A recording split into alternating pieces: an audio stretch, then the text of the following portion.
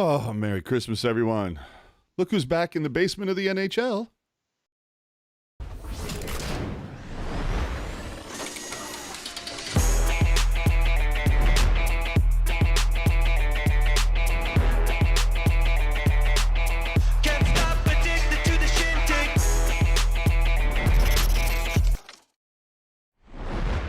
Oh, hey now. Frustrations return, players are heated. Festivus, baby. Merry Christmas, everyone. Christmas Eve. Welcome back to another episode of the Pucknologists, your only completely live, unfiltered, unedited, uncensored, and commercial-free Sharks podcast, wrapping up the week in Sharks hockey, part of Teal Town, USA. Show 202. Can't even believe that. You can keep us commercial-free by using that super chat option during the live shows. Better yet, you can find us on Venmo at Teal Town, USA. And remember, if this is your first time checking out the cast, hit that subscribe button on the platform of your choice. Leave your comments in the comment section, because that's where comments belong, if you're not with us in the live chat. And remember, if you're on the Apple podcast platform, 5 stars rating and a cool review would be ever so appreciated. We're on all the social media, always at Teal Town USA, so you can find us there. Let's go. Broham. Dude, could the Sharks be more dominated this week? They could, if you can believe that. They scored 7 goals this week. It could have been 6. Could have been 5. Yeah, but they've Maybe also 4. They've been outscored 23-9 over their last 5 games on this losing streak. So Yeah, good.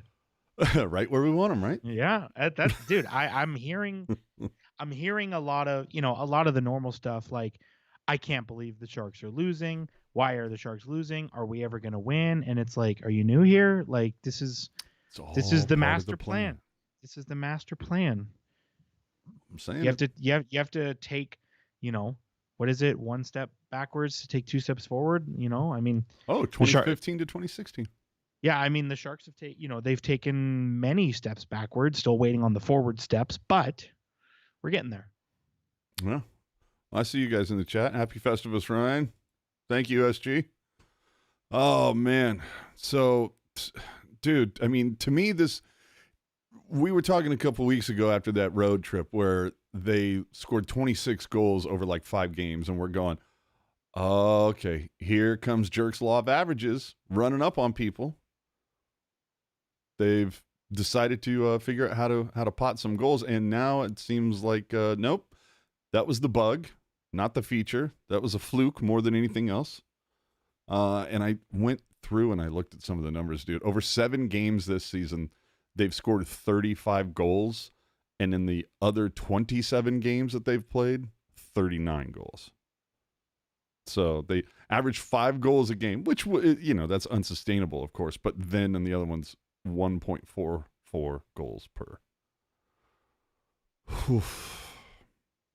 Well, it's gonna, we're gonna see it in bursts, right? Where the Sharks, it was a burst where the Sharks were brutal, and then there was a burst where the Sharks were actually playing decently, and now they're brutal again. And I'm sure, in a couple of weeks they're gonna win 2 or 3 in a row, and we're all gonna say, oh, maybe they're going to the playoffs this year.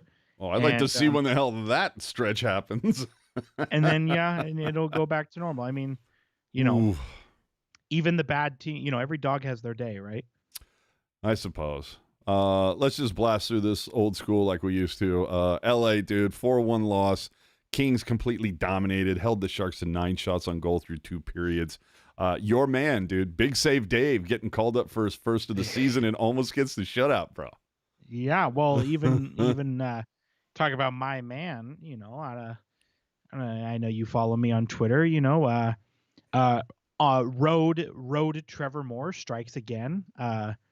Guy does most of his work against the home team, which is really kind of interesting. And so I just think the way the Kings were playing up into that point, despite being one of the best teams in the league, not all that inspiring. I was kind of like, okay, this is going to be their, head back on straight game, right? And not with the way that LA's playing on the road, dude. That's what I'm saying. It was, I mean, the Sharks didn't even score until less than 2 minutes left in the game, and From MacDonald. yeah, exactly. Which Playing defense, a rare defensive game. yeah, I like every time MacDonald scores, I'm always just like, I find it so peculiar, right? Because we've had conversations about our thoughts on MacDonald as a player, and so Well, I have to write it down. I'm like, okay, was that on forward or at defense? right. Well, and the fact that he's got more goals than Cunnin, Zadina, Granlund, Barabanov, LeBanc, like it's raising eyebrows on this side of things. To be sure. Man, oh man. So either way, they also, dude, they gave up a shorthanded empty netter. I mean, dude, you know how rare those are. So anyway, Quinn goes in the post game. We had a good first period, and then we stunk for 2 periods. It was men amongst boys in the second and third. LA was quicker, played with more conviction, were more physical. The second goal really deflated us. And I'm reading that post game quote, and I'm going, did we not hear that from the shit show out of Seattle a few weeks ago? Like almost the exact same quote. Well, this is one of those moments where it's really unfortunate that you have to talk to the media every day, because I can only imagine standing there, you have your tape recorder, or you have your little notepad and your pen. Like at what point are you just like reading things back or listening things back and you're like, oh, what the fuck? Like, is this a duplicate? Like, I'm telling you. You know what I mean? Like it's got to be real hard for the media members, because you're just sitting there like, yep, okay, heard this. Give us something that we haven't heard yet. And then from the coaching staff and the players, it's just like you can only say it so many times before you just have to be like, you know what? We suck, and that's it. You know what I mean? Yeah, we don't have answers right now, clearly. Like that's like did you see that it was from last season, I believe it was. They were interviewing Torts like during the first period. Oh Jesus. And they're like, Torts, what do you think of your team's game so far? And he's just like, we suck. We can't do anything. We're not doing anything. Yep. And then the interviewer goes, what do you need to see from your team as this game goes on? And he's just like, more. And then just takes the headset off. Like, I feel like we're getting there. Dude. I mean, man. You know what I need more from are the color commentators. ESPN, Hulu, which we'll talk about in a little while, but they had the LA game and the Arizona game this week. You know what I want? I need more from the color commentators.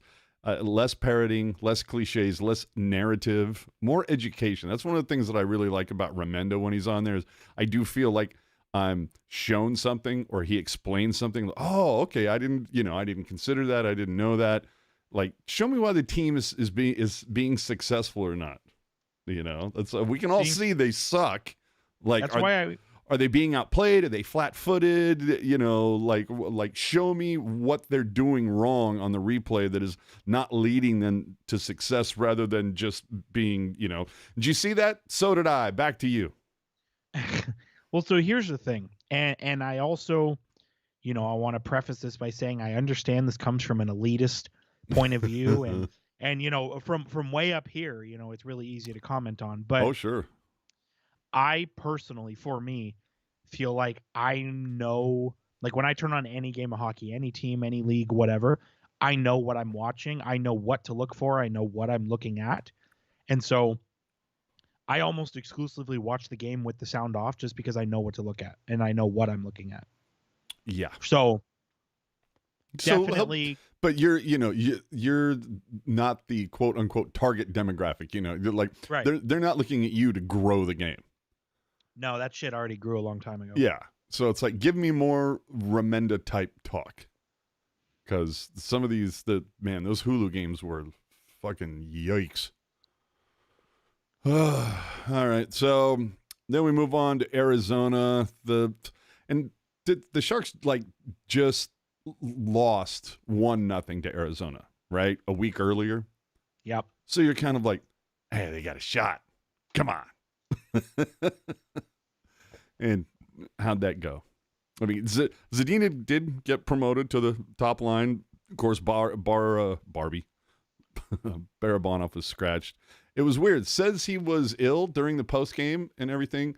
Now, look, I'm not trying to cast aspersions. I'm not trying to intimate anything. I'm just going to state two things of fact. You can infer what you want. But Quinn said Barabanov, too ill to play on Thursday, too ill to play on Saturday. However, healthy enough to go to the team Christmas party on Friday.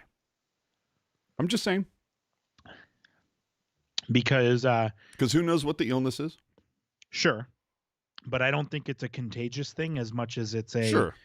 As much as it's a what can you bring to the table kind of thing. You know, I can tell you from experience, you know, going for a little cruise maybe with your, you know, going for a cruise with your sweetie and you have some hot chocolate, not as physically taxing as busting ass up the ice. True. But just a thought. Yeah, hey, I want to point out really quick, just on the side, mm-hmm. this game, Arizona Coyotes and the Sharks, this was a really fun game to bet on. Oh, really? What? And I'll tell you why. Let me give you the breakdown. Yeah, whip it out. And so I'm looking at this game, and I try and balance, you know, the stats with like the vibe and the feel, right? And so I'm looking at this game, and I'm thinking, okay, the Sharks, for some reason, they're in a weird moment where they don't score right now, and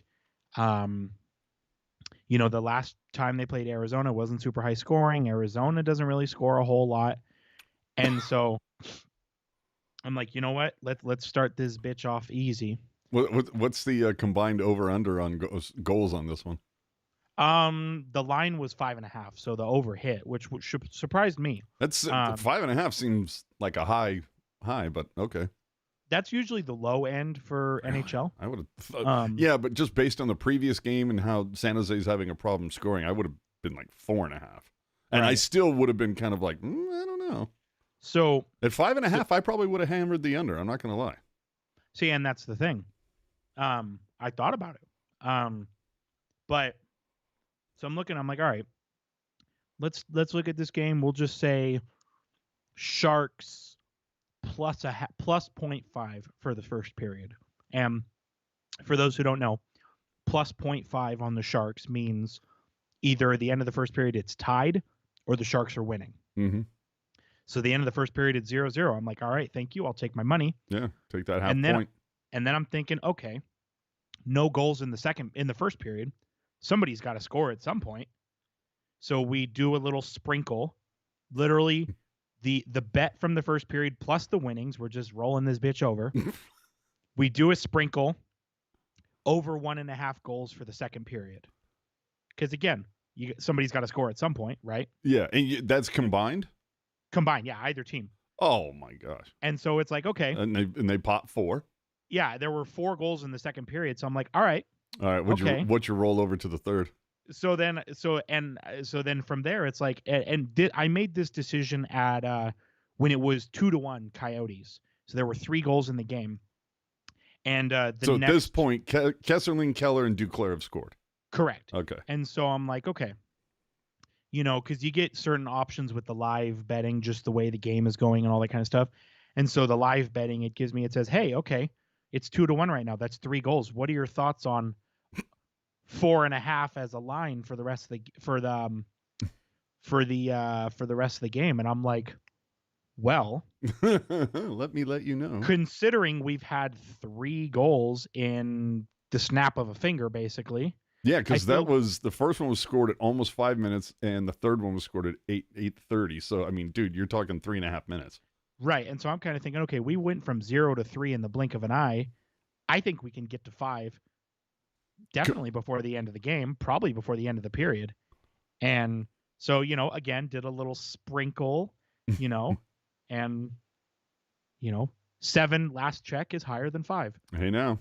So this was a fun game to do the old wagering on. Oh, nice. This is a game that that's my only takeaway from this game.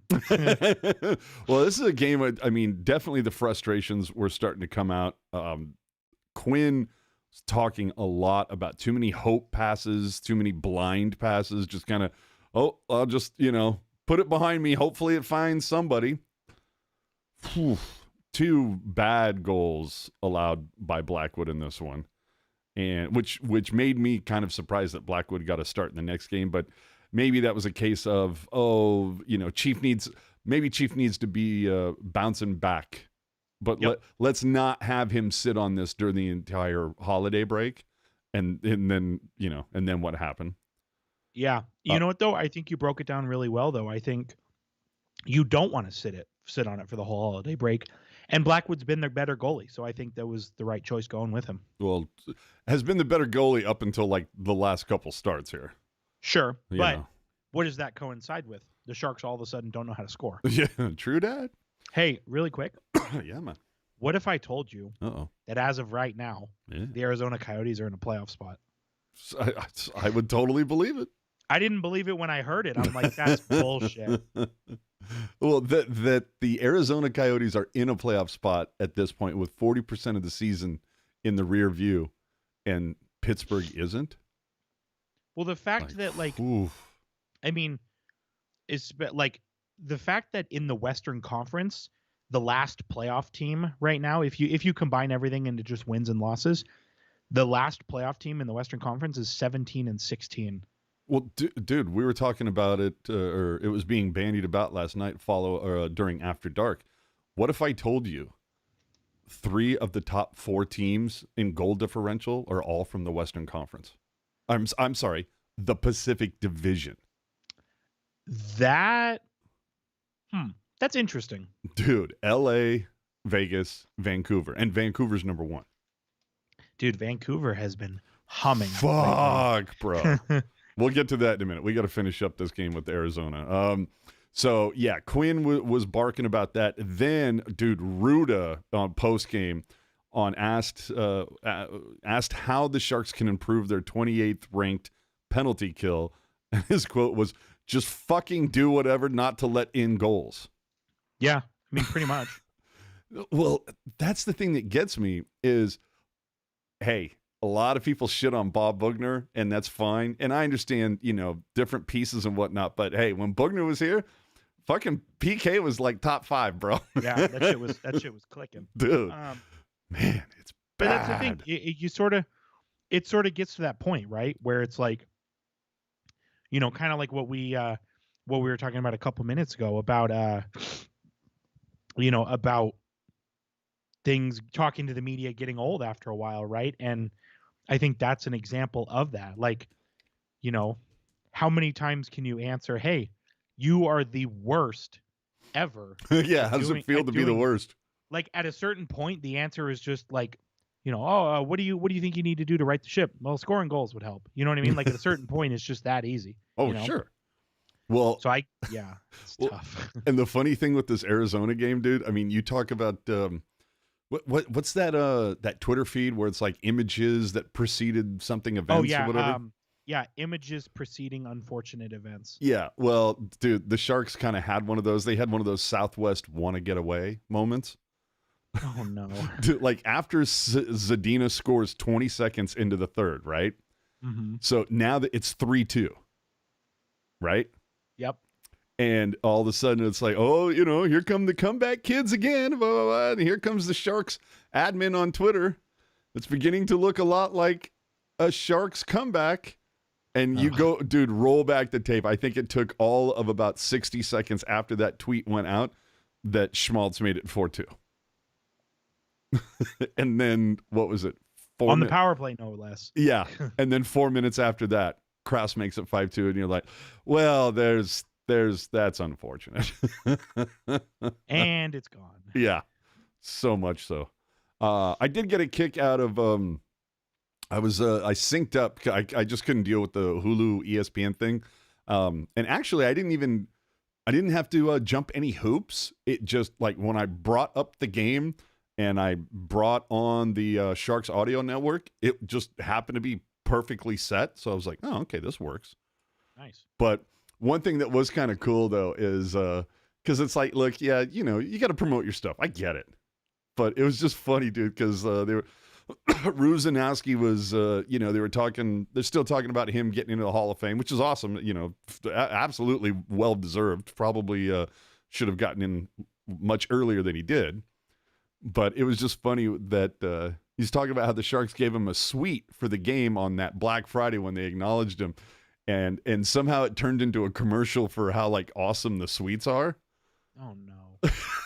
And so, yeah, and dude, I've been fortunate enough to have a friend who worked for a company that had the penthouse for a season or two, and he was able to finagle some tickets, and hooked me up. Sure. And so, dude, it's fantastic, no doubt. But I'm thinking Danny didn't shell out the ducats for this. Like, it's fun. You should try it if you've got money to burn. But dude, it's $5,000. Yeah, you got money to burn, or someone. Yeah, I mean, it's $5,000 for suites, which of course that part didn't get mentioned. No, and you get not, because they want people to pick up the phone. Yeah, but $5,000, and that does get you 18 tickets. But do the math. That's $278 per ticket. And I went and looked. $278 for that same game that I was looking at, which was Anaheim on the I think on the 20th. You can, for that same amount of money, you can get row 5 dead center for 5 rows from the glass dead center. Yeah, but you know what else you get with that $278 or $275 a person? What up? Popcorn and Bud Light. Just saying. What are you talking about? When you get a seat in the suite, part of the arrangement is you get some stuff, some little vittles to graze on. No, dude. The suite that you're dropping $5,000 for, it says on there, food and drink not included. No shot. Are you kidding me? I would not bullshit you, my man. That is so fraudulent, dude. Yeah, you would think you'd have something in there. Anybody who's listening, hello. Like, that is fraudulent as fuck. And other NHL teams are embarrassing you. Yeah, I'm telling you. But anyway, I got a kick out of that. And, look, like I said, hey, promote it, man. Do you try to, like I said, it is a really fun experience to be up there. But like, I don't know. I'm stuck on this whole no food and drink thing. Yeah, exactly. Like, what's the point? Like, because you get the private space. You still got to walk. Who gives a shit? Yeah, I know. And you're as far as you can be from the glass. Let's be honest. Or I'm sorry, from the ice. And you still got to walk down the thing to find to use the can. But which I will say, devil's advocate, the toilets up there are pretty nice. Oh, yeah. No lines, hella clean. Yeah. No animals. Yeah, exactly. Yeah, no mess in there. Like, no grazing. Yeah, well, not even that. Just like, I think we've talked about this before too, but like the bathrooms at the tank, dude, like you feel like you need a fucking raincoat to go in there. A couple on the concourse, like just club water level everywhere. I was gonna say club level and the penthouse level, fantastic. Yeah, there's definitely been a couple times in the concourse, and it's like, you fucking animals. Yeah. Jesus Christ, who raised you? Anyway, it makes you think. I feel as though we've gone down another rabbit hole. So let's move to the last game last night. Vancouver, best goal differential versus the worst. Again, Blackwood got the start. We just told you why. And then the Sharks give up the third goal 3 seconds after Sharks power play expires. I mean, the Sharks were 0 for 3, and they were 1 for 4 on the PK, but like 2 of the goals came like right after. Like, they were definitely influenced, if you will, by special teams. So the numbers don't tell the true story, but one number that does tell you the true story, Sharks are 2-18 when allowing the first goal. Oh, and this guy, Thatcher Demko, he's never lost to San Jose. I've heard that's good. Dude, they had a shot on goal in their first 13 minutes. And then on their second shot on goal, they score. And I'm going, oh, this could be a fun game. And then it wasn't. And somehow Ferraro ends up with 3 apples? Okay, whatever. Well, you got to think about it like a scale. It's got to balance out that number next to it that's got the minus. Yeah, no doubt. Because, I mean, he did have one. He had one massively horrible shift. Gave it up, went full starfish, totally, fucked that up. That might be an interesting thought experiment. What's that? What digit, and I say digit because, positive, negative, who cares? Mm-hmm. What digit is going to be bigger, Mario Ferraro points or Mario Ferraro's plus minus? What digit do you think will be larger? Oh, plus minus without a doubt. Yeah, I agree. Yeah. And there's going to be a minus, emphasis on the minus. Yes, absolutely. So I guess the silver lining you can take from the Vancouver game is that that's the last time the Sharks play Vancouver this season. The silver lining is that it ended. Yeah. And the weird thing is, it's like you're already done with Vancouver before 2023 is even over. You still haven't seen Calgary and won't until after Valentine's Day. That's fine. I know, but it's just weird scheduling quirks. And I'm like, See, is that where that whole second easiest schedule comes into play? Is that they get to see Calgary 3 times? Well, it's all drawn up because you got to think by that point, Calgary is going to be fighting for their life for a playoff spot. And so it only makes sense to have the Sharks come in and play spoiler at that time in the season. Yeah. Because if the Sharks play spoiler in November, what do you care? But if it's in March, it's more fun. Yeah, that's true. Yeah, come on, it'll be fun. Molasses. I have to address the comment from Molasses. I'm disappointed that Jerk's character isn't Christmatized. Christmasized. I get what you're saying, but I felt this week that I was going to put in the same effort into the show that the Sharks put on the ice this week. So there you go. Hell yeah. The one thing, though, to of note, we talked earlier about Jan Rutta dropping an F-bomb and just being tilted. Blackwood following this game. I mean, we mentioned it. It's like, oh, you didn't want to have him sit on that Arizona start, and then he ends up getting cooked even harder. Oh, boy. Listen to Blackwood following the game versus Vancouver. You tell me, does he seem a little upset? Mackenzie, a tough game tonight. They didn't have a lot of shots, but it seemed like so many of their shots were really good chances. Just for example, 3 of their goals go off deflections. Just for yourself, do you think that you could have been better on challenging shots like that, or do you count those kind of goals as just sort of bad luck, those kind of bad bounces, those deflections? I mean, you just do the best you can. You try and get big, take away the angle, and if they beat you at the tip, you're not a superhero. You don't have freaking superhero reflexes, so you just try and get big and take away the angle. And if they beat you with a good tip, not really much you can do. And just for just the team, yourself, just how tough is it to go into Christmas on this losing streak? Not ideal, for sure. And how are you going to spend the holiday sort of resetting? Definitely away from the rink and with my family. He seems like he's dying to be just anywhere else. Oh, dude. He sounds like he's dying for the break to get started. Like Chief booked his own separate flight out of Vancouver. Did he actually? No, but I'm just saying he sounds like it. He's just like, fuck your charter. I'm going somewhere else. Fuck you guys. I need to unplug. Exactly, dude. So I'm gonna go hang out with Timo in Cancun. Fuck you guys. Yeah, that's and again, I feel like that goes back to what we were talking about earlier, like the fact that you have to talk to the media, right? I feel like, especially I know, well, credit to Blackwood for coming out and talking to. He could have said, "Shine those guys. I'm done." Right. Yeah. But it's just and I felt this way, I on Friday going to work, knowing that I had, vacation coming up, I was like, man, I don't want to be here. Nobody better call me. Nobody better email me. And so I imagine how I'm feeling in that moment. And then add on top of that, being a professional athlete in the midst of the worst season probably ever in professional sports.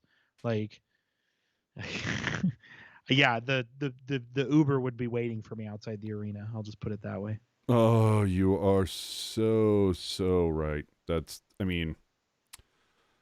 I get it. You can understand that the dude's going to be frustrated when the guys in front of him, they're leading the league and giving up high danger chances. They're leading they give up more shots than any other team. They give up more high danger chances, more everything. They can't score on a power play. They can't kill on the PK.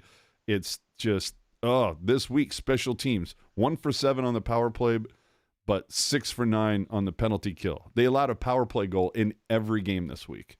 And they gave up that shorthanded empty netter versus LA. Nearly gave up 2 shorthanders in Vancouver last night. Vancouver. And should have allowed 1 more power play goal.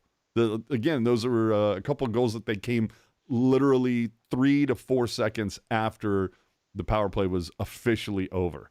But they're 8 for 13 over their last 4 games, dude. Whew. The special teams not so special. And so the Sharks 21 points after 34 games is the franchise's fewest since the 95-96 season. And that year, the Sharks finished 25th out of 26 teams. So what we're saying is you got to like what you're seeing right now, right? If you want Celebrini, if you want the best odds. Well, like I said, dude, it's historical, quite literally. Hysterical or historical? It's both, if you can believe it. Oh, this is just, man. No team has been shut out more than the Sharks. Sharks have 15 losses in 3+ goal games. That leads the NHL. They've drawn the fewest amount of power plays, so they're not hustling. I'm not hearing any problems. Yeah, I mean, dude, this is the blueprint if you want the best or the top pick. So, and that's the thing is every team goes through this, right, at some point, and so it's the Sharks' time. I was gonna say, I think the Sharks, this is their second time going through it this season. I mean, right. You think about it. They had, 11 straight losses to open the season, right? Remember yes. Remember 0 for October? I do. That was fun. Yeah, didn't I win money on that? I don't know that we're talking about it right now. Okay. 1 win in their last 7. And coming this week, this is the other thing that I was getting a kick out of because we talked about it a week or 2 ago, whenever it was, that the Sharks had supposedly the second easiest remaining schedule. And I'm going, who is putting that together? Because coming up this week, games against LA, who just waxed you 4-1. Edmonton, yeah, okay, you beat them 3-2 and essentially handed Woodcroft his walking papers. They waited until they got back from that road trip, but that was kind of the coffin nail for Woodcroft. But okay, yeah, you had a 3-2 win, but that was against a fucking spiraling Oilers team. I wouldn't be surprised if the Oilers come in and just, dude, they could tie McDavid's both of his hands behind his waist. He's still going to find a way to score. Right. I think that out of the 3 games coming up this week, LA, Edmonton, and Colorado, I think the Edmonton one is the one that could get seriously out of hand. Like that could be an 8-1 victory for Edmonton. Ooh, did you see that? Speaking of coming up games, did you see in the chat, California Cruising? They're going to be at the game on Wednesday. Going to need the California Cruising bump. Turn this thing around. Could have a bump in place down in SoCal. But dude, 1 win in their last 7. LA, Edmonton, and Colorado could easily drive that to 1 win in their last 10. Yeah, definitely. I mean, I would like to think that the Sharks are going to win one of those games, but as I said a couple of minutes, well, that's the thing. As I said a couple minutes ago, like this team is so historically bad that I'm nervous to do anything. Well, dude, I mean, the Sharks did hang tough in the second game of the season that was almost 3 months ago, right? And a 2-1 shootout loss. If you remember, Sharks had the lead in that up until about 18 minutes left or 2 minutes left in the game. We were so young.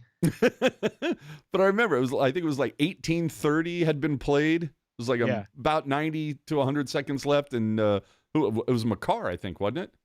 That sounds right, yeah. And then they lose it in the shootout. But more recently, just a week ago, the Avs pumped San Jose 6-2. And they scored 4 straight before the Sharks realized the puck had dropped. So, dude, we could, I mean, when's the next hope for a victory? Detroit? I don't know, dude. Detroit is scrappy. I wouldn't go that far. Okay, but like, they're scrappy, but the last time I looked, like, they're over their last 10, it hasn't been great. Sure. Then you got Winnipeg, who last I looked, points percentage-wise, have taken over the Central. Mm-hmm. Then you get back-to-backs with Toronto. Home, They'll win one of those games. Leafs are frauds, I think. Okay, well, then I guess that might have to be it. And then you don't see Anaheim until the 20th. Oh, but you do also have Chicago. So, all right, maybe they'll only, maybe they'll go 2-12 over that stretch. I don't know, man. It's going to be fucking tough. I'm just saying, dude, the payoff for this season better be epic. That's all I'm saying. Oh, dude. I'm telling you. But I mean, because that's the whole thing. Who's the real Sharks team? Is it that team that went 0 for 11 and were shut out 4 times, only scored 6 goals on the road in 10 road games? Or is it, it's clearly not the team who posted 26 in 4 games. I think it's somewhere in the middle. Oh, I don't know. I think it's a little more on what we're seeing right now. But who's to say? Because Logan Couture is finally skating. Maybe is that going to be the key to unlock something? But is Couture coming back going to suddenly stop the Sharks from giving up all these high danger chances? And what about Marco Sturm, dude? Because since he's been gone, dude, they're getting clowned in the faceoff dot. Yeah, I mean, I think with everybody healthy, I don't know that it's going to equal more wins per se, but I think it's going to equal more goals for sure. Or at least a more entertaining loss? Correct. Yeah. All right. I'm for that. But are you still on the okay, I don't want to say in stone, but right now you're saying Blackwood's your number 1? Mm-hmm. Correct. All right. Boy, I don't know right now, man. I just don't know. But if anything, I'm kind of happy that Kakkonen is the one that's obviously posting the more solid numbers now since he's on the last year of his deal. And that there are teams that are going to be knocking on that door, like Edmonton, like Carolina. Yeah. Mm-hmm. I mean, that's the thing. Like, you can still, like, just because a player's not having a great season, like Kakkonen, right? It doesn't automatically mean that they're just bad and never going to get it again. Like, how many times do you see a guy playing poorly, goes to another team, and then it's like something snaps out of it, and it's like, oh yeah, I remembered how to play, right? You would think. And Sleepy Mofo, not yet. We'll get to it. For now, let's go to Hero and Zero for the week. And for me, there's 2 obvious ones. I don't know if either of them were on your list. You want me to go first? You want to go first? You tell me. You go for it. Boy, I'm kind of I gotta flip a coin, but I'm gonna go with Zadina just because. I mean, dude, 4 points, scored in all 3 games this week. He got promoted up to the Hertl line. He's got more shots with less time on ice because I know Granlund also had 4 this week, but more shots, less time on ice. And Zadina, dude. That first goal against LA, or was it? I'm trying to think. Was that? No, that was MacDonald. No, it was against LA. Arizona. Yeah, Arizona. Was just tap it in, tap-a-roo. It's such an easy fucking goal, dude. So as soon as I saw that, I'm like, okay, Zadina just got my hero for the week. Yeah, that's a good. I mean, that's a good pick. It's especially considering how things were going for him between the injuries and the inconsistent play. Yeah. So it's nice to get on the other column, Oh, dude, AO tripping me out in the chat. Like, look at Aiden Hill. It's like, could you imagine if they fucking like traded Kakkonen to Vegas because Aiden Hill's injured? Oh, okay. It's not that funny. Go ahead with your hero. My hero of the week is, Anthony Duclair. 2 points in 3 games, goal and an assist. It feels like he's shooting the puck more. He's getting more opportunities to look at the net. It's more of like hey, you're moving in the right direction. Let's keep moving in that direction. I think whether he's traded or whether he resigns, like, it only benefits the Sharks for Duclair to play well. So, I'm just going to highlight the positives, even if they are maybe smaller than we would want them to, and just say, hey, keep at it. I feel that. I'm going to do an honorable mention though, MacDonald, just because he was the only Shark to have 2 goals this week. And one of them was on defense and one of them was at forward. That's talent. 0 for the week. I hate to do it, but I mean, Blackwood, dude. Do it. You had to do 2 games this week, 800 save percentage and a 5.59 goals against. And obviously the decor and just everybody defensively owes a part of that, but whew, man, that's, actually, you know what? It's on the decor, because even Quinn was saying, look, he couldn't fault Blackwood for nearly all the goals because people were just parking, having a sandwich, setting up a picnic in front of the net, and nobody was doing anything. So just, the defensive play of the Sharks this entire way, you're all zeros. All right, you do one. My 0 for this week, and it's I hate to do it again. Do it. Sort of. It's going to be Kevin Labanc, only because he has somehow, impressively, found a way to be on the worst team potentially in NHL history and still stand out in a negative way. That's impressive in all the wrong reasons. What if I told you this is the last season you have to watch Kevin Labanc in teal? You say that, but when he inevitably doesn't get an NHL job and has to sign with, Sochi in the KHL, they wear teal jerseys. So just saying. Yikes. All right. Do we not want to look at the Elvis Wilson thing? I don't even know what that means. Merzlikins versus Tom Wilson. Did you see this? Oh, I did see that. Yeah, that was fun. Come on. It'll be fun. I mean, dude, let's be honest. Elvis Merzlikins just going ham on Tom Wilson in his crease. I mean, I just think that's for all the shit that Tom Wilson gets away with. I loved that. Did you see what the Capitals Twitter account posted after winning that game? No, but didn't the Capitals catch themselves in some shit when something happened and like their admin posted something about might have also involved Tom Wilson, something about choosing violence or whatever, and everybody dumped on him? That I don't know about, but what I'm referring to is it was a picture of the Capitals players all celebrating. It might have been celebrating a goal. I can't recall if that game went to OT or not. And it's all of them celebrating along the glass, looking back towards Merzlikins' net. And Merzlikins is literally skating by, like, in the foreground of the picture. And so it's just really, if you go on the Capitals Twitter account, you can see it. And so it's really just kind of an interesting vibe. Yeah, the Capitals, they that admin stirs it up.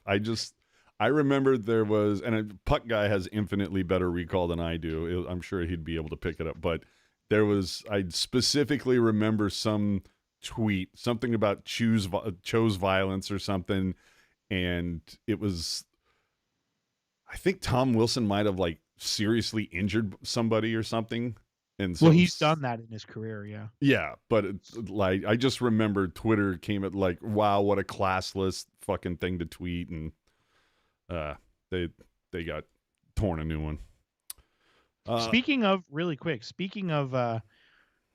being shocked at looking at the standings, I saw a tweet today. It was like, oh, at the holiday break, these are the top 10 teams in the NHL in terms of points percentage. And I was very surprised that the Capitals were in the top 10. I did not believe it. And then I looked and there they are, number 9. Sure enough, the Capitals are in the number 1 wild card spot, and they're 17-9-5. And I'm blown away by that because you were calling them frauds 2 weeks ago. Because they were frauds until like a week ago. And, I'm still waiting for the other shoe to drop. It's like I was almost disgusted when I saw that, because it's like, how fucking bad is the rest of that conference? It's not great. Alex Ovechkin's got 6 goals this year. Dude, and wasn't this supposed to be the season that he finally caught Gretzky? Right. He's on pace for 16 goals, which would be his lowest in a professional season since the year before he was drafted in the NHL. Yeah. Granted, I do think that, there is some regression. I hate this phrase, but regression to the average coming his way. Mm-hmm. But shit, man, it's like, it's so bad, dude. It's so bad. Well, what, dude? Speaking of like that same kind of group, dude. I mean, Washington right now above Carolina, above New Jersey, above Pittsburgh. Well, you just listed off 3 more frauds, so. But these 3 teams, these were the ones that were supposed to get back in it. It was the Flyers that was going to be, frauds in a race towards the bottom with the Blue Jackets. No one said the Islanders were going to do this well. I think a lot of people thought the Rangers were going to be high, but I don't think they thought they were going to be this high. If I remember correctly, a lot of it was like New Jersey, Carolina, New York. Like those are going to be the 3 dogs that are all trying to fight for the number 1 bowl. Right. And now you got New York just kind of like, almost running away with it. Dude. So what? I mean, what the hell is going on with the Canes and the Devils? And then Pittsburgh, dude, how's 11th overall, baby? Dude, well, it depends on how you look at it. It's like if you look at it by points, it's 14th overall, but points percentage, it's 11th overall. And either way, dude, that's the neighborhood I want to live in. Yeah, that I am buying a house in that area. Oh, are you kidding me? Like, and to go back to what you said about New Jersey and Carolina, like, we have to remember, like, as much as these teams do have quality players on their roster, there's something about the style of play that is just really preventative for their players breaking out. You know what I mean? Mm-hmm. Like Timo Meier, like I know there's been a lot of dialogue on him this year. Well, and he's battling injury. Right, of course, which is not fair, right? But the fact that Timo Meier's only got 8 goals this year, like still 2 more than Ovechkin. Right. But San Jose Sharks Timo Meier through 25 games would probably have 16 goals or 17. You know what I mean? And I feel like it's just, you look at New Jersey Devils, Timo would have had 5 just versus LA last week. Right. Like Jack Hughes is running away with scoring. God. And then everybody else is like, they're doing well, but I feel like nobody's really kind of blowing it up the way that you probably think they should. Well, and was it LeBron today, whenever it was, like he's already, we're not quite at the half point yet. Just about, yeah. Yeah, we're very close. We're not there yet, but we're getting close. But dude, LeBron's already got he's already filling out voting ballots for awards. Dude, he's already got 3 Vancouver guys running away with it. It's obviously Hughes. Yeah. But then Demko with the Vezina and oh God, what's the coach's name? Rick Tocchet. Yeah, Tocchet walking away with the Adams. Okay, let me ask you this question. Could this be the year that we haven't seen it for a very long time. You know what I'm talking about. Could this be the first time in a long time that we see the same player win the Norris and the Hart Trophy? Hughes? Yeah. Yeah. I mean, dude. I mean, if things continue now, again, I go back to your law of averages. At some point, Vancouver has to come back down. Yeah, but they're not going to fall out of a playoff. No, not at all. But dude, I mean, you look at where they are so far and far and away ahead of the league in goal differential. I mean, dude, plus 46. The next best team, LA, is plus 34, dude. 12 goals more Vancouver has. Well, we've literally been talking about this. Like I said, I think I said it last week. We were talking about it a few years ago where it's like, hey, LA and Vancouver are going to be the next teams that we're looking at to break out. And I didn't think, I've been on the LA train for a couple seasons. Vancouver, I had in limbo this season. I thought it was going to take one more season. Yeah. I did not have it that they were going to be number one, at Christmas, be number one in the league. Yeah, in the league. But dude, in the division, much less the conference or the league. It's insane. Yeah. No one had that. There were people that would have had Edmonton at this spot at the beginning of the season.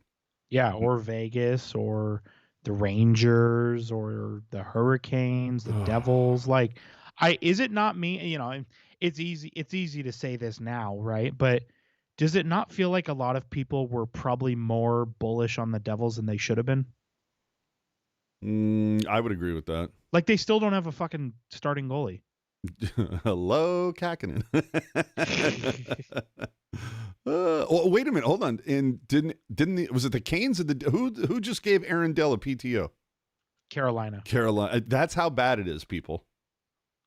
Like Carolina, same thing. Like, they've got 3 goalies and none of them have really taken the reins. Yeah. But I mean, Columbus, Dell had a PTO with Columbus, couldn't pull that up. 2 weeks ago or whatever it was, Dell was just hanging out here working with Couture in Jumbo. And all of a sudden, you know, they like... How quickly things change. Oh, my God, man. So, it's... And with if things continue like this in Carolina, you think Brind'Amour is next on the block? No, they just re-signed him.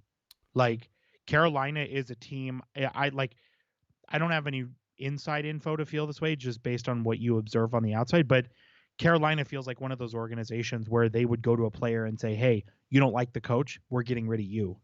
All right, then conversely, Lindy Ruff's on the final year of his deal. Do you think he gets an early exit if shit doesn't change? No, you know what? I think regardless of what happens, I think Lindy Ruff, I think he gets to play it out there. All right. I can see that, but hey, you know what? Nobody is the Detroit Pistons in basketball, who evidently are tied for the most consecutive losses in a season with 26. Fuck your law of averages, bro. Dude, every day for I think I caught on to their losing streak around, because I don't follow basketball, so I think I caught on to their losing streak around 15 or 16 games, and every day the sports betting account I follow, every day they share people posting their tickets like, today's the day, Pistons money line, and then it's not happening. And there was even a game where it's like, it was a couple games ago where they were playing the Utah Jazz, and like the Utah Jazz are so bad that the Pistons were the favorites and they still didn't win. Dude, it's like roulette, man. It doesn't matter if it's hit red 26 times in a row. It doesn't mean that blacks do. No, hell no, it doesn't. Oh my God. That's insane. I'm surprised there's not a Twitter account at this point. So, did the Pistons win? Nope. Honestly, if there's not, then you got something to do? That's a $1 million idea. Back to the Devils, though, for a minute. They did rock some. This is actually going to be our tweet of the week, because they're just chef's kiss, dude. Did you see those Devils warm-ups? Yeah, those are nice. And this is for Pride. Nice. Yeah, Pride night. Dude, those Devils warm-ups were just... I love the creativity. And stick taps to McDavid, and a couple of the guys from the Oilers that they were playing with the rainbow tape. But, dude, and man, bums me out we're not seeing those take a lap on the ice during warm-ups, because, god damn, those are some fucking choice-looking tarps. And I'm interested to see what other teams do, because, dude, the hockey fights cancer, totally support it. And the military, that's great, but to me, they've kind of like hit a roadblock. Like they've been the same the last few seasons, right? Whereas the Pride ones in hockey dude, they keep changing these and they keep getting cooler and more creative. Yeah, I love that, dude. Let's bring it, man. All right, let's get to that other team for a hot. Ooh, Barracuda.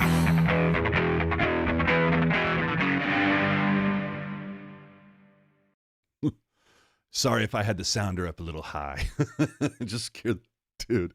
There's a whole bunch of people right at about 8 o'clock tonight, man. They all just tucked away listening to this podcast because they got family in the other room, and that they're, having a little snooze. They've fallen asleep during a movie. They're just waiting for tomorrow morning. All of a sudden, oh, Woo, Barracuda. They just scared the crap out of everybody in their house. Love it.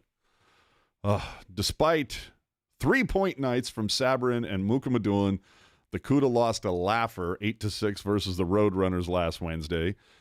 Good news, though, after sustaining an injury last October during the preseason, Tristan Robbins did finally make his debut last Friday, what ended up being a 2-1 win versus the Silver Knights in Henderson. Corona was huge, and it's the first win for San Jose at Henderson this season. However, last night, the Cuda would turn around and piss away a 2-goal lead in a 3-2 loss to those same Silver Knights. And see how here's how numbers get spun, people.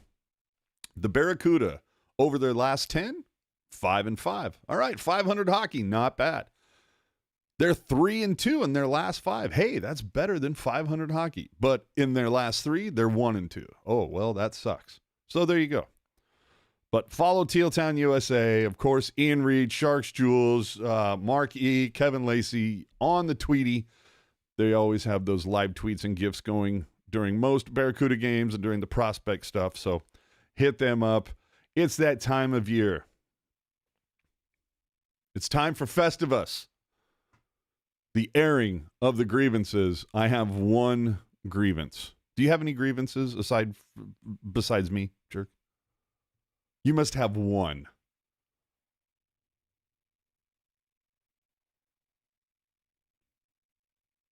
Don't leave me hanging. I'm totally sorry. I was on mute. I would say so far a grievance that I'm having is it's the fact that I've been battling this bug since Do you have an NHL related grievance? NHL related grievance is that I have to watch this fucking team still. All right. I mean, like, they're my team. I'm never going to stop watching them, but God damn it, it's hard. All right. My grievance, and I thought I was done talking about this because it felt like it had ended. I don't know if it was like during COVID or whatnot. I stopped noticing it. I didn't hear it as much, except with the exception of occasional Vegas games. But aside from that, I didn't hear that stupid woo bullshit. And then I'm watching the fucking game versus I think it was Arizona. And the Sharks maestro plays a woo. I heard a woo sounder. Obviously designated to promote and provoke fans to make that stupid noise. To the point, it was so obvious, I started getting texts from friends of mine going, "Are you hearing this shit?" And I got to tell you, dude, if they're going to promote that fucking noise, I'm out, dude. I've got tickets to, I think, 5 or 6 games this season. That it all begins on the 20th of next month. That if they continue with that shit, dude, I'm out. I'm not going to games where they're deliberately trying to promote people doing that, screaming that woo bullshit. I've literally been to games and seen like a section away, a couple people doing that, and like the people in front of them about ready to throw hands at them because they were sick of it. And it was brought up to the Sharks maestro, and I brought it up, and his response, as you can see here, was like, "AJ, you know it's not the Sharks, it's me." I mean, okay, look, the Sharks employ him. To everybody else, it's the Sharks unless they know better. But he says, fact is, many fans were entertained by it and participated. Well, sure, that's fine. That's great. But he says the objective of being a proper sports DJ is keeping the fans engaged. I'm sorry you didn't like it. I'm trying new stuff out. I will scale back. However, he also posted on Facebook that he said that like this is a push from the NHL. And I noticed it during the Vancouver game last night. Dude. And I know there's a few people that are like, "Oh, dude, it's a woo. Big deal." Okay. Tell you what. Let's go to a game. I'm going to take my buddy, and we're going to sit in the row right behind you, and we're going to have cocktails, and we're going to obnoxiously woo throughout the game. A foot 1.5 feet, 2 feet from your ear. You let me know if you don't think it's a big deal. I've tossed that offer out, by the way, to a few different people. I've never had any takers. I wonder why. Well, it probably has to do with the fact that when you compare how long the wooing happens to how long the game is, it's not much more than a blip. You know what I mean? It depends on where you're sitting. Sure. You know, and of course it doesn't help when, you know, there's only 10,000 people in there, 9,000. Well, I also think, and again, I'm of the camp where it's like, hey, if that's how people want to get down and have fun, like by all means go for it, right? But at the same time, I also think it's worth mentioning that it would be maybe more exciting if there was more audience participation, you know? Yeah, use the video board to get, you know, to do some shit and get the audience involved. But it's right up there with the that party air horn. It's like the woo, the air horn. It's so fucking over. Come up with something new. Like, Jesus Christ. But I mean, the other thing I'd like to do is, can we do like a foreign exchange program type of a deal where we can like trade entertainment groups, like whoever, you know, the guys who do the Sharks music and shit, like we can ship them to Arizona for like a month and the Arizona guys can come and do the Sharks for a month just so we can see how the other half lives. Because I'll tell you, that last game that was played in Arizona, I was hearing a lot of good fucking music on the broadcast. And I'm like, why don't the Sharks maestros ever play that stuff? I'm sorry, I can't call them DJs because they don't mix. I take that as I have a toothbrush. Doesn't make me a dentist. You know, but that's a good point. That's a good point. But I would love to like switch it up and like, hey, let's ask the Dallas Stars what their playlist is, and let's, you know, exchange thoughts and ideas and information, and maybe let's change up the playlist. Because it's like, dude, I'm so fucking tired of Sandstorm. You know, there's like so many songs that you can almost set your watch to during the in-game presentation. It's like, come on, guys, let's switch it up. Mm-hmm. You know, either way. So that's my grievance. Thank you for coming to my Festivus. Prize time, bitches. Oh man, we threw it out there. Grandland last week. We asked the question: how much time would Grandland spend on special teams? So, both on the power play and on the kill. Yep. Total time on ice. So 622 total versus LA, 254 total versus Arizona, 721 versus Vancouver. So really gives you an idea of how that number can skew from game to game. Mm-hmm. Right. But came in for a total of 16 minutes, 37 seconds. My man, what was the closest guess without going over? Closest without going over. Did we have? Let me ask this: was anybody over?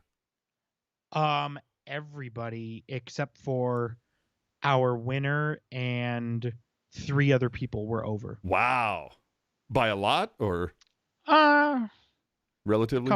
Couple minutes here, a All right. 5-minute major there. So what was the guess that was closest without going over? What was the time? So, and I don't know if this was a mistake or if this was like trying to be goofy. Uh-oh.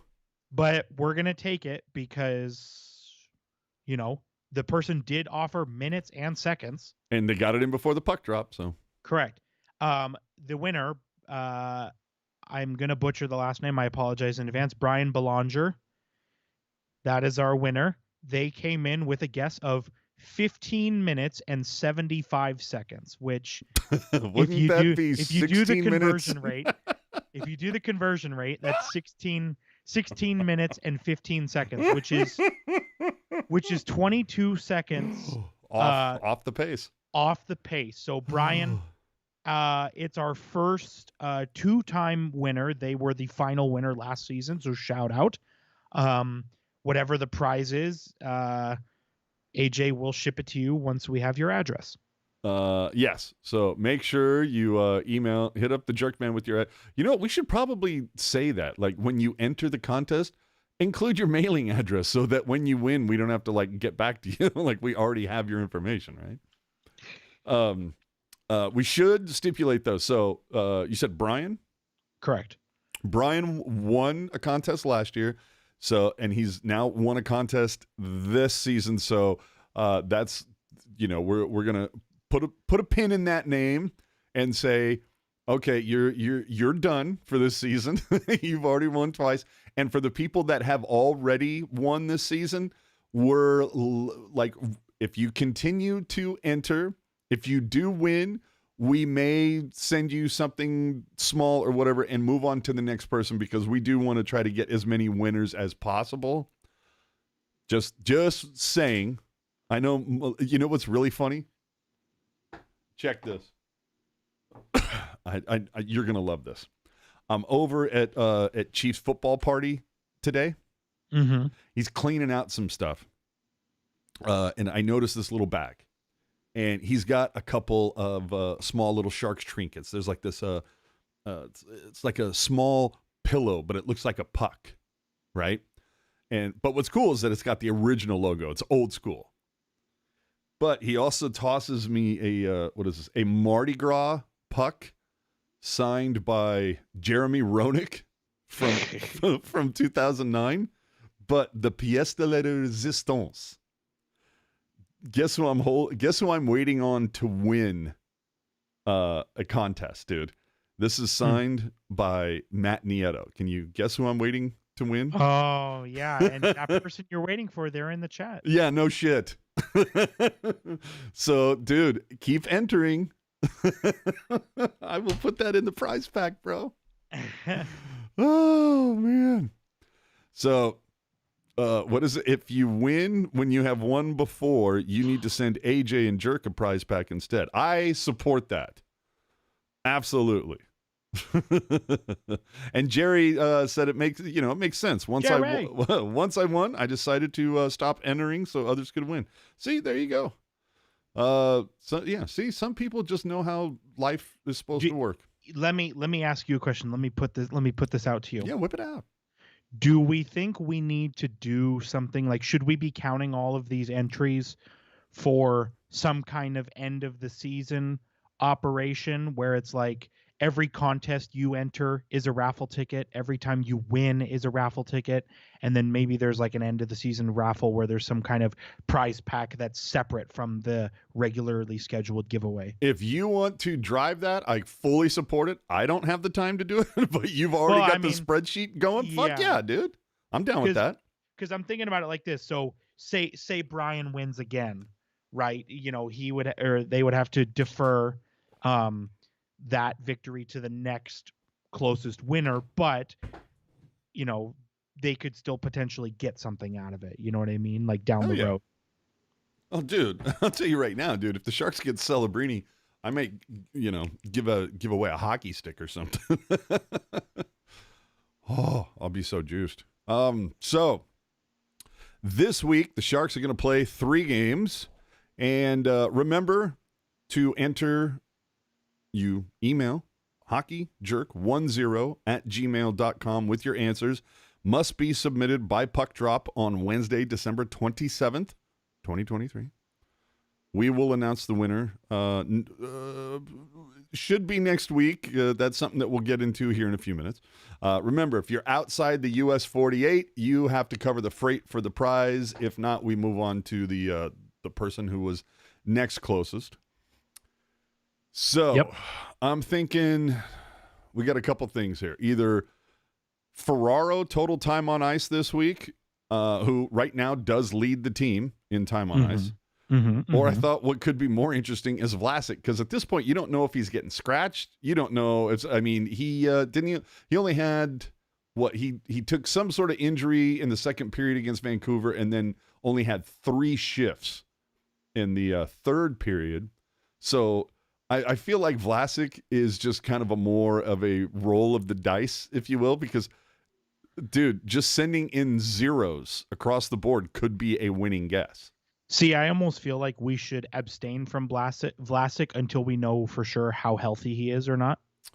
All right. Okay. So let's put that in the back pocket. No, I'm not going to say that because it lacks tact in class. I will save that for off air. Ferraro then. Time on ice, yeah? Or do Yeah, you have something better? Well, I'm not against Ferraro time on ice. My only thought is we just did time on ice in case you wanted to do something else, but I'm also not against Ferraro either. Just because Guy does play a lot, so it would take some extra skill to try and think about how much he would play. There you go. Ferraro time on ice I think is fine. Or do you want to do Ferraro special? Do you want to do the Granlund special and say Ferraro special special teams time on ice? Or hear me out. 3 games this week. Los Angeles, Edmonton, Colorado. Yes, but I was just going to point out because Ferraro does occasionally get power play time. Would it be too easy if the question were Ferraro plus minus for this week? It's not that it's too easy, but I feel like we could very quickly have like five winners. Right. So then my thought was, and we're not sure yet. I like where AO's going. This is LeBanc time on ice. But you know what? I was just gonna say, that's not bad. if we're not sure about next week, maybe we could do the giveaway over a 2-week period, but then that would run into the attendance one that you want to do. Yeah, no, I don't want to do that. Yeah, you know what? I think Ferraro ice time is fine. Okay, kids. So that's it. There's no stipulations. It's not special teams or anything. It's just total time on ice this week for Mario Ferraro in 3 games: LA, Edmonton, and Colorado. So there you go. Submit your guesses. Remember, closest without going over. hockeyjerk10@gmail.com, and you will, the winner will get some sort of a prize pack. So there you go. There you have it. Oh, dude, on the, I think I'm going to get hosed, dude. I might just need to write off the attendance bet. All of the sudden. Well, dude, all of a sudden, dude, like, I thought I had it. Like, I thought I was going to get it in the bag with that Winnipeg game, and then, like, the numbers were actually higher than the previous game that had, like, a giveaway, and I'm like, how is this happening? And then I looked, and it was, there was some sort of, like, charity hockey game thing that happened a couple of days before, and tickets were, like, $5, and everybody who bought a ticket got a ticket to the Jets game. So I'm like, okay, with these manipulated, artificially inflated, distributed numbers, I'm like, I'm getting hosed. I mean, Jonathan Becker is rigging it so that I can win. I'm telling you, I'm still gonna hold out hope. Like maybe an Anaheim game or some shit comes along and like throws me a bone. There's got to be another game. Like what about Ottawa? Oh, you know what really doesn't help me is that I'm actually going to that game. So you would have to sell your ticket. Well, no, because it doesn't matter because the ticket's already been distributed, so it counts. I don't know. Maybe the Islanders on the 7th. I don't know. You know, if it's really bad by then, maybe Columbus on February 17th. Maybe. Yeah, I don't know. I mean, I'm gonna hold out hope, but we might need to get another bet going. And speaking of bets, how are you feeling about the taco bet, dude? Because it's looking pretty critical, dude, I will be honest. They have to average 1 of every 5 games from now on. And it is looking critical. I am a little nervous. Yeah, 20%, and so far they've clicked at 12.5%. So I don't know, but not impossible. Not impossible. They could get on some weird fucking stretch. Just, you know, they could, that road trip where all of a sudden they had 26 goals in 4 games, they could very easily have a streak like that at home. Yeah. And then all of a sudden I'm fucked. So, I don't know. Hey, speaking of betting. We've got a sweater going on right now. Who? So the Patriots, you know them. They were up 23-7 on the Broncos, and really Yeah, and the Broncos have since stormed back, and it's 23-23 with less than a minute to go in the game. And what I am sweating right now is that I live bet the Patriots to have over 23.5 points in this game, and they're at 23. Do they have the ball? They do. So it's 1st and 10 right now. We got a sweater. Well, dude, and what's funny is my one of my best buds, the guy that I do the football game with, the party every week, he's a fucking massive Broncos fan. So, dude, he is sweating his balls off right now with 20 seconds left, no doubt. Oh, this is great. Well, and so they're going to be lining up for a kick here in a second. Yeah, all right. and so our buddy Ryan, he took he put some scratch on Patriots +7, and it being 23-23 right now, that looks pretty good too, assuming the Broncos don't somehow get the ball back and fucking score to win the game. So we got a couple sweaters here, but Nice. Things are okay so far. All right. Well, with the time left in that, I will say again, Sharks played the Kings, Oilers, and Avs this week. We already know that they got pumped by Colorado and LA for a combined 10-3 this past week. So let's see how the Sharks are able to respond off the holiday break, particularly Blackwood, the way he went into the break. But remember, next Sunday is New Year's Eve, and the Sharks are playing in Colorado. So you know what that means? There could be an After Dark takeover. I don't want to promise anything right now because I have some the football party people that I was telling you about. They're doing a big New Year's thing, so I may not be available next Sunday. So it may have to be just a standard After Dark. But we'll as it gets closer, I'll know more. But I just wanted to put that out there. It could be a hybrid show. We don't know, but find out next Sunday immediately following Sharks at Colorado. On Twitter, you can follow him at hockey_jerk. You can follow me at AJ_strong. And remember to subscribe to our YouTube channel. Leave your takes in the comment section video if you weren't with us live. The kick is up. Wow. And it is good. Man. Dude, I was getting nervous when they flashed that stat. One hit, one miss, and missed the extra point. I was getting nervous, I'll be honest. And what is that, like New England's 4th win of the season? Yeah. Oh my God, dude! Denver is such a just got a text from Ryan after the last 2 hours, or after the last 30 or so minutes of being disgusted at the Patriots squandering their lead. He just texted me, "Never in doubt. I always believe." But dude, what do you think's more embarrassing? Getting beat by a 3-win team in your own house, or getting pumped for 70 in Miami? I think it's more embarrassing to lose to the Patriots at home, just because Miami's a good team. Yeah. And even though Miami's had a hard time beating playoff teams this year, they're still good, right? But what I think is really heartbreaking more than anything is that the Broncos have been fighting for their fucking life since week 6, and you can't. I mean, really, they're at the point where they can't lose. They shouldn't be losing at all if they want to make the playoffs. And to lose to the Patriots, like that, just dude, I gotta tell you, twist the knife. I never liked the idea of them getting Russell Wilson. They just paid so much for him. Yeah, well, and I thought he was so overrated. Sure. So anyway, I think they thought it was going to be another Peyton Manning, and it so was not. So you can find links to our social media. Sorry for the sideway conversation on all of the fans. Football stuff. The fans love our tangents. There you go. You can find links to our social media, podcast apps, and more included in the show notes. Get everything on tealtownusa.com. Remember, the access to the VIP Discard party is courtesy of Hockey Jerk on the Twitter machine, so hit them up there. And we will have After Dark following every single Sharks game this season. So check those out.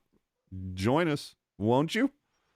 We got Merry Christmas. If you want sports betting tips, hit me up. There you go. But Merry Christmas, Felix and Landy and Kura and Ian and Jules and Dana and Lacey and Mark and fuck, who am I fucking forgetting? Did you say Dana? Yes. Did you say Jules? Yes. I think I got everybody. You got to give a shout out to Ryan. Your man. So, what's your final parting shot? Are you tracking Santa's sleigh this night?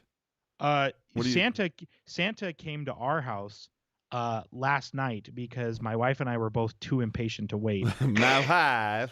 Yeah, we opened our gifts yesterday because we were both impatient. Oh, I feel that. Yeah, I know. It was cool. I mean, I'm not, it's kind of an interesting dynamic because for her growing up, like coming together for Christmas and giving gifts and all that kind of stuff, it's been a big thing in her life, like from youth to adulthood. And for me, the gift giving was more so when I was a kid, but as I've gotten older, not so much. And so it's kind of interesting, when she's all about the gifts and I'm not so much all about the gifts. It does make it kind of interesting. I feel that. But it was successful. We try to get each other more practical things. And then use the money that we would have spent on more fun Christmas gifts and like just go on a trip somewhere. Yeah, it's more about the experience than the tangible item. Right. So like she bought me dress socks and like I got her like a migraine mask. You know what I mean? Like stuff like that. Dude, shit I can use. Love it. All that always plays for me. Yeah, hell yeah. Oh, and I'm so basic too. You know what I mean? Like literally, it was like literally open the package and it was like black dress socks with dots on them, and I'm like, fuck yeah. You know what I mean? Like, oh, AO saying, what about Rocket? I mean, no longer with the show, but Merry Christmas, Rocket. Merry Christmas, Al. Shout out. Anybody who was with us all love. Early on. Yeah. Anybody who's with us early on isn't anymore. Hey, Merry Christmas to all of you. Merry Christmas to all of the people in the chat, all the people that, leave comments, nice enough to join us on After Darks and every Sunday and leave us the like I said, the 5 stars, the cool ratings on Apple Podcasts or on the YouTube, and all the people that tell a friend about us and, try to help us build the audience a little bit, have a good time coming in here. Merry Christmas to all the people that have entered the contests and all the winners. Speaking of which, for those unaware, I did have a cardiac event a couple weeks ago, so that kind of fucked things up. But all the winners that had not gotten their prize packs yet, they all went out earlier this week. So if you haven't gotten it by now, you're going to, let's be honest, you should have gotten it by yesterday. But if not, you'll probably have it by Tuesday or Wednesday then. So what you're saying is Santa or whoever your holiday deity is, yes, they are on the way with your present. Exactly. They might be cloaked in a USPS outfit, but hey, even Santa's got to save money, dude. That's where things are at this point. All right, so everybody, enjoy your the rest of your Christmas Eve. Enjoy your Christmas tomorrow. Hope it's a great one, and we'll catch you all after the holiday break for the NHL concludes, and that leads us into Wednesday versus LA. Los Angeles, the Kings. Will the Sharks put the loss in Los Angeles? I would bet but I've been wrong before. I feel like the Sharks have, I don't want to say historically, but I feel like lately they've done well in LA. So they've done well in LA, but the other thing is LA has not done well in LA this season. It's been all on the road. Yeah. So no kidding. Maybe that's a trap game for the Kings. I don't know. Also, I'll tell you this though. I'll part you with this. For the 5% of you that legitimately enjoy betting on sports, for one reason, I mentioned it at the top, Trevor Moore loves playing against the Sharks. So we're going back to old reliable. 3+ shots, 1+ points. We'll see you Wednesday. Sounds good, man. Have a Merry Christmas, everybody. Good night.